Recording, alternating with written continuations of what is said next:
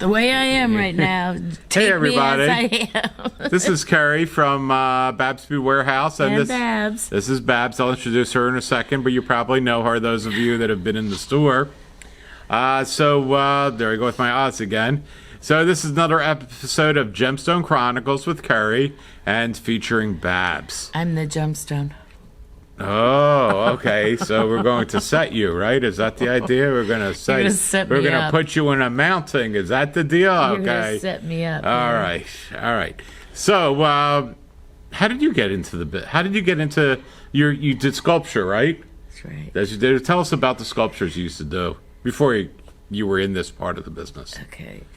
I made my first piece of jewelry when I was in high school in the 10th grade. Was there a class for that, or did you just, well, the teacher wasn't looking, you opened up the desk and made a piece of jewelry? No, I just had a really good art teacher. Okay. Yay, art teachers, who, when I said, I want to learn to make jewelry, she said, you're going to need this, this, this, and this. Let's get it for you. All right. And we got what we needed, and I studied books and started learning what I needed to do and did my first casting then. And that was carving in a charcoal block. You'll remember those days. Yeah. Carving in a charcoal block and snipping up silver wire and slapping it to cast it. Yeah, you'd actually carve out the negative in the charcoal block, Exactly. and then the multi-metal would become a positive. That's pretty primitive. Exactly. We used to do cuttlefish. We didn't do charcoal block. What we did charcoal block was to make ingots and nuggets, but we would do cuttlefish and cuttlefish casting. That's a long time ago. Don't do that anymore. And typical to most beginners, I made religious jewelry for all the women in my family. Okay. Exactly. It's really very common for people when they're starting to learn it to do something religious, because all the way back to the dawn of jewelry has identified our belief structure. So that's or shell structure if you're a native Hawaiian. well, that's part of your. Okay, so you left high school. Left high school. Went into the military. And again fell back into art and jewelry making. You went from training helicopter pilots to running an arts and crafts class in the military. To doing the recreation center where I was teaching ceramics and sculpture and casting. And I had a photography instructor in there as well. So cool. I got to play a little bit in photography and engraving. We did engraving too. Hand engraving? No, we had the engraving machine, just like you learned on. Yeah, that's hand engraving, even though it was... No, I consider graving as hand engraving. Okay. Yeah, that's real. That's an art. I'm not worthy. That's an art form. And then that's an interview you should do. Yeah. And then you met me. And then I went, the Army deleted my MOS, which was an instrument flight procedure for helicopter pilots. Mm-hmm. And they didn't know what to do with me, so that's where I ended up, was in crafts. And that was my passion. Mm-hmm. And I did that. When I got out of the Army, I went to school and I studied fine arts and continued on with classes at the Kansas City Art Institute, and then became basically a closet artist. So we were getting together, and you were doing castings of semi-mounts and charms. Yeah, we did the nautical charms. We did the nautical charms for Zales and on the Gulf Coast here. Yes, and I started helping you with injecting waxes and pulling waxes, and you taught me how to cut molds. Now, I had learned how to do large-scale molds in bronze casting, but I hadn't done little rubber molds, and I was fanatical about cleaning the models, the waxes, and you were like, stop already. And then you said one day, why don't you try carving waxes? And I'm like, yeah, baby, give me the tools. and BabS was born. All right, we're going to cut here, and you'll see her carving some wax. We've got her carving some wax. Well, yeah, structuring. Structuring wax, but it's still working in the wax. All right, now we're going to cut back and explain what you were doing. We'll explain over the top of it that that's a ring that's going to be cast. Okay. And go. It's on. It's running. I don't know what I'm... Okay. Okay, so after you carve the wax, what happens? So after I carve a wax, then it's a matter of taking the wax and making sure it's all clean and solid and lightweight. Weight is important when you're doing waxes, because the weight of your wax is directly relates to the weight of your metal. So we can weigh the wax, and we know in what metal, how much weight we're going to, or it's going to be, in what metal by the weight of it, by a multiplicative factor of the specific gravity. I won't go into the technical part of that. Correct. And then we create a plaster mold around it, melt out the wax, pour. This is at very high temperatures now, mind you. Yeah. And then under vacuum pressure, we pour molten metal into the hot plaster mold. Let that cool a little bit, not very much, and then blow out the flask, the plaster mold, and we have our casting. Now, when we do castings, we don't do one piece at a time. We do a tree, which is sprued, multiple pieces sprued, just like a tree with lots of branches.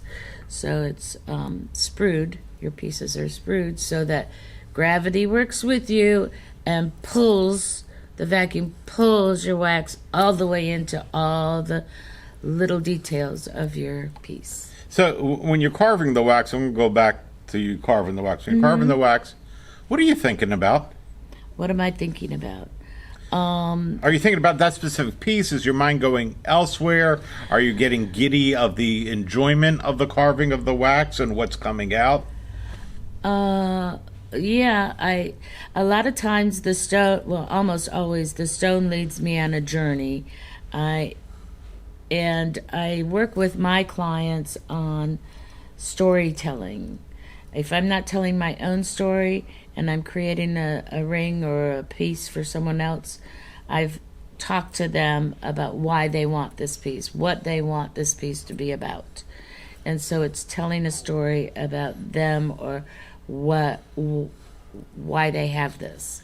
And so that's on my mind. So their desire, after they explain it to you, you are realizing their desires. Exactly. Okay, you're seeing their thought through their inner eye or third eye. We do a little visual journey or storytelling time with each other, and then I try to visually make that come true for them. Then we have a review of the wax and an okay of it, and then I cast.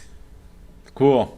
And you're very organic as opposed to the cookie cutter CAD CAM that's out there. Now, there's very few people that are carving waxes these days. Well, yeah, my method is drippy, drippy, drippy, drippy, drippy in, and soft, flowy lines, and very earth-oriented trees, vines, sea, all that kind of stuff. Fairies, that's when I'm doing it. That's where I'm going. And but when I'm working with people, I'm trying to draw out of them what they're after. If you want something that's all straight, clean lines and stuff like that, then CAD CAM is a great answer. We can do that for you, but you're not going to get her art. That's not my art. We can do that. We can do CAD CAM type of work. We have people for that. We can do fabrication, but that's debatable on whether that's art. Definitely not your art. No, it's not mine. So if you want something organic, hey, we got somebody we know here. It's like the difference between a painting and digital painting. Yeah. A digital photography. Photography, yeah, definitely. Something that no AI involved. So here we are at my wax bench. I use a lot of different tools, but my favorite one is the cauterizing pen you see me holding right here. And the green thing in my hand is an old wax casting of wax. It's a wax casting, duh. And it's of a purse frame that I designed years ago and did a whole series of. Get your hand out of my face, dear. Anyway, so I take and I use a mixture of wax and used wax injection. It gives me a better stabilization of wax that I can carve and manipulate. So what I'm doing now is I've laid my stone in place and I'm just kind of dripping infusing wax in to keep it in place without putting too much wax in. And so, yeah, here we go. Drip, drip, drip, drip. I burned through so many batteries and so many of these wax pens because this is my favorite tool. This and a battery-operated rotary tool because it doesn't melt my waxes when I'm carving them. Shout out to Bruce from Lex Wax that brought that tool Yes. to our Good attention. old Bruce. Now, I've just reached for my traditional wax carver's wax pen. It gets higher temperatures and melts bigger volumes of wax, which I'm resorting to drop in more quantities of wax. I've got the foundation in. Now I'm adding in more bulk so that I can have more volume to carve back. I'll go back to my little cauterizing pen when I want to do detail, carve back in detail. I use that for faces and hair and things like that. But for volume and shape, I go to this. Absolutely not. No AI. So we're going to show at the end of the video, I know I posted it before, of the diamond and pearl ring that you did. We'll twirl it at the end of the video so you can see her finished piece. Yeah. It's the thing about my work is that it's layers, no pun in drops, and I build up and then I use carving tools and rotary tools and cut back and polish and stuff before it ever sees metal. And that is a lot of layers to go through to show in a little video. Cool. Well, yeah, we're not. This is not a class. We just want to give people a taste. And if you're interested in getting that type of work done, we have lots of stones you can choose from. They can bring their own stone. They can bring their wildest imagination, and you can carve the wildest imagination. And it's not. I challenge you to challenge me. and it's not. If you're going to have it done in silver, it's not terribly expensive. Stop cleaning the showcase. Sorry. So it's not terribly expensive, comparatively speaking. Of course, we can do 14 karat gold also. We could do copper if that's your thing, or bronze. And so I hope you learn a little bit about BabS, a little bit about our history. One day I'll talk about my history, but I don't think there's a video that long, and I don't think YouTube would want a video that long. I have a habit of reinventing myself. So we make a good pair, the two of us, as far as our aesthetics and. I'm the business, she's the creative. I can draw stick figures. That's it. I'm done after a stick figure, and they don't look so good. They don't look so good. So that's all I've got for you this week. And we're here for you guys. Yeah. That's the whole point. Watch our other episodes of the Gemstone Chronicles. We've got more stuff coming for you, and you all have a great day.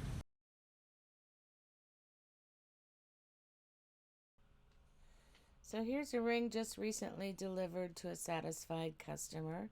It's a 2.5 carats and lab-grown diamond with a Tahitian pearl. One where I worked with the client on what she wanted and also incorporated my own stuff into it. It's leaves, a vine of leaves embracing the diamond and the pearl. I would have loved to have antiqued it so that you could see more detail of the leaves and everything. But she likes the bling, so we gave her the bling and no antiquing.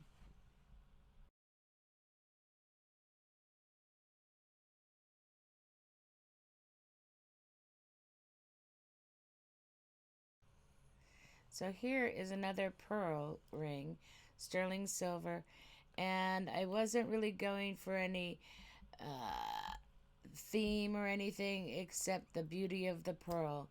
And on the finger, it's absolutely stunning. The orient of the pearl just screams at you, and it lays beautifully flat on the finger.